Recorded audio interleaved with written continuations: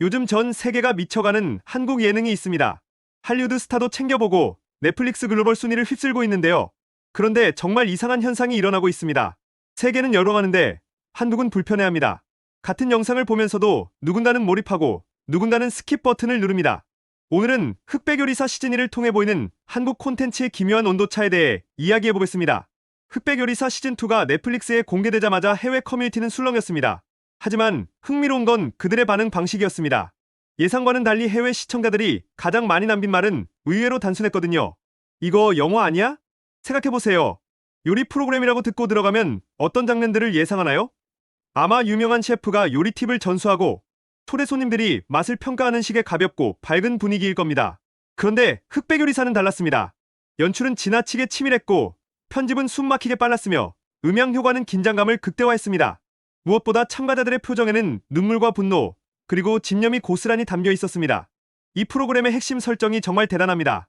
흑수저와 백수저, 완전히 다른 출신과 기회를 가진 셰프들이 같은 도리대 앞에 섭니다. 미슐랭 스타 셰프도 있고 거리의 작은 식당 주인도 있습니다.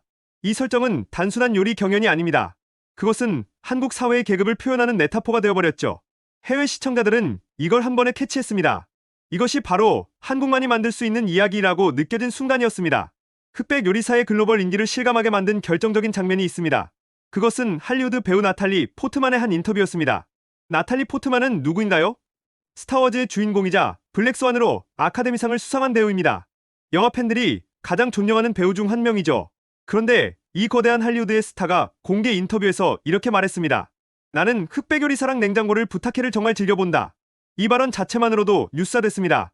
할리우드 배우가 한국 예능 프로그램을 즐겨본다는 사실이 얼마나 드문 일인지 아나요? 하지만 거기서 끝이 아닙니다. 그 자리에 함께 있던 사람은 고든 램지의 제자이자 미슐랭 스타 셰프인 안젤라 하트네토였습니다. 고든 램지가 누구인지 설명할 필요도 없죠. 세계 최고의 요리 예능인 헬스 키친의 진행자이자 세계 최고의 셰프 중 한 명입니다. 그 제자가 고개를 끄덕이며 말합니다. 나도 친구랑 한국에 가고 싶다. 이 짧은 대화 하나로 흑백 요리사는 더 이상 한국만의 예능이 안개되었습니다. 이제 할리우드 스타도 챙겨보는 국제적 위상을 가진 프로그램이 되어버린 거죠. 이건 단순한 인기를 넘어 K 콘텐츠가 글로벌 엔터테인먼트 시장에서 얼마나 강력한 위치를 차지하고 있는지를 보여주는 신호였습니다. 시드니의 출연진이 공개되자 해외 요리 커뮤니티는 충격에 빠졌습니다. 어떤 충격이었을까요?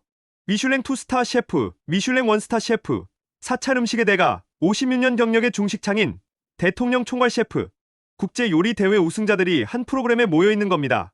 이게 얼마나 이상한 일인지 해외 시청자들은 이렇게 표현했습니다. 이 정도 셰프들이 한 예능에 다 나온다는 게 믿기지 않는다. 생각해보세요. 미슐랭 별을 받는다는 건 요리계에서 얼마나 높은 위치인가요? 세계에서 가장 권위 있는 요리 인증입니다.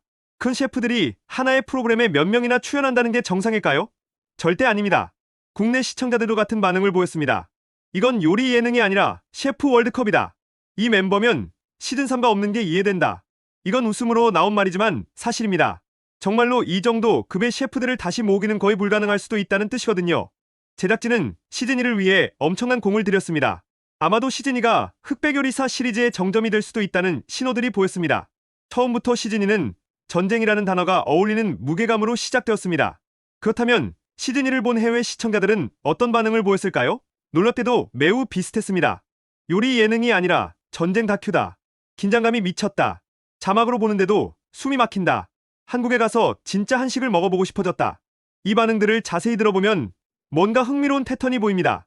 그들은 단순히 누가 요리를 더 잘하나를 본 게 아니라는 거죠. 셰프들의 인생을 봤습니다. 글의 계급을 봤습니다. 기회의 불평등을 봤습니다. 좌절과 꿈을 봤습니다. 한 해외 시청자는 이렇게 말했습니다. 나는 요리 채널을 보려고 했는데 결국 본 것은 인간 드라마였다. 정확한 지적입니다. 흑백 요리사의 성공은 단순히 요리가 맛있어서도 셰프들이 유명해서도 아닙니다. 그것은 좋은 스토리텔링이기 때문입니다. 각 셰프의 배경, 그들이 걸어온 길, 그리고 이 경연장에서 겪는 감정들이 모두 녹아 있습니다. 해외 시청자들은 요리보다 사람이 남았습니다.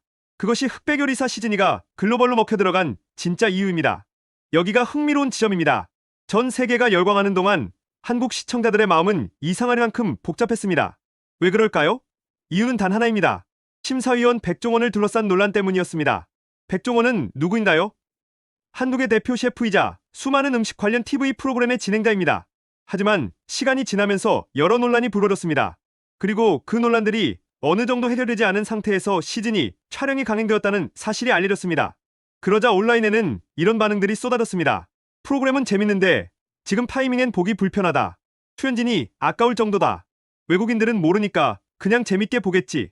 이것이 정말 흥미로운 현상입니다. 같은 장면을 보면서도 시청자에 따라 완전히 다른 경험을 하고 있다는 거죠. 어떤 사람은 화면 앞에서 몰입했고 어떤 사람은 스킵 버튼을 눌렀습니다.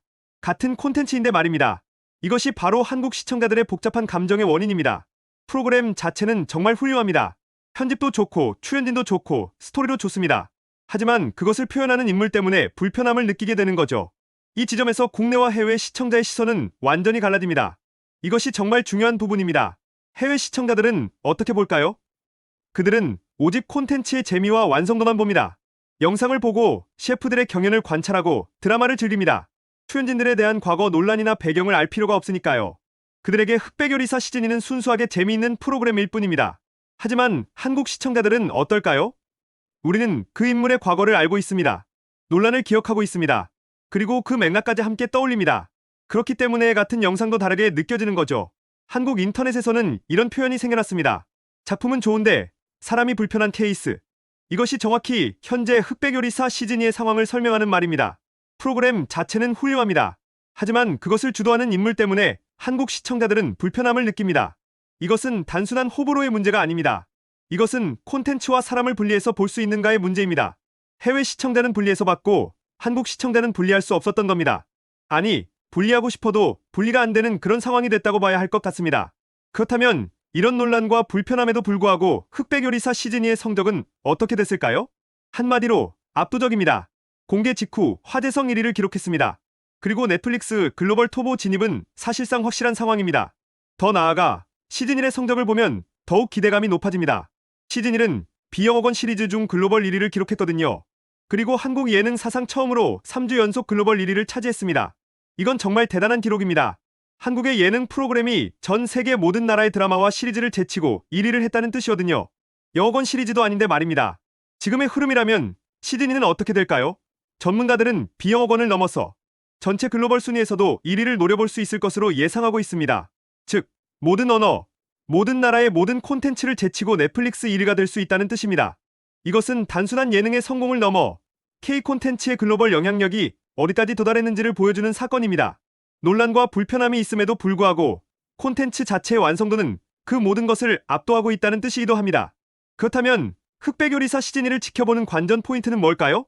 두 가지가 있습니다. 첫 번째 관전 포인트는 명확합니다. 이 프로그램이 실제로 넷플릭스 세계 1위를 찍을 수 있을지 하는 것입니다. 이것은 단순한 오락 프로그램의 성공을 넘어 K 콘텐츠가 글로벌 엔터테인먼트에서 얼마나 강력한 위치를 차지하고 있는지를 보여줄 수 있는 역사적 사건이 될 수 있습니다. 두 번째 관전 포인트는 더 흥미롭습니다. 흥행이 계속될수록 국내에서 백종원을 바라보는 여론은 어떻게 변할 것인가 하는 겁니다. 시간이 지나면서 한국 시청자들의 감정이 부드러워질까요? 아니면 더 냉담해질까요? 이것은 단순한 예능 프로그램의 문제가 아닙니다. 이것은 한국 사회가 콘텐츠와 인물을 얼마나 분리해서 볼 수 있는가에 관한 질문입니다. 해외 시청자들은 재미로 봤습니다. 한국 시청자들은 맥락으로 봤습니다. 이 간격이 시간이 지남에 따라 줄어들까요? 아니면 더 벌어질까요? 흑백요리사 시즌2는 지금 흥행과 불편함을 동시에 품은 채 K 콘텐츠의 또 다른 시험대 위에 서 있습니다. 이것은 단순한 예능의 성공 또는 실패를 넘어 한국 사회와 글로벌 시장의 간극을 보여주는 사건이 될 수 있습니다. 오늘 흑백요리사 시즌2를 통해 본 콘텐츠의 온도차 어떻게 생각하셨나요? 여러분은 어느 쪽의 시각에 더 가까우신가요? 다음 영상에서는 더 다양한 K 콘텐츠 이야기로 찾아오겠습니다. 여러분의 구독과 좋아요, 댓글은 저희 채널을 더욱더 성장시킵니다. 시청해주셔서 감사합니다.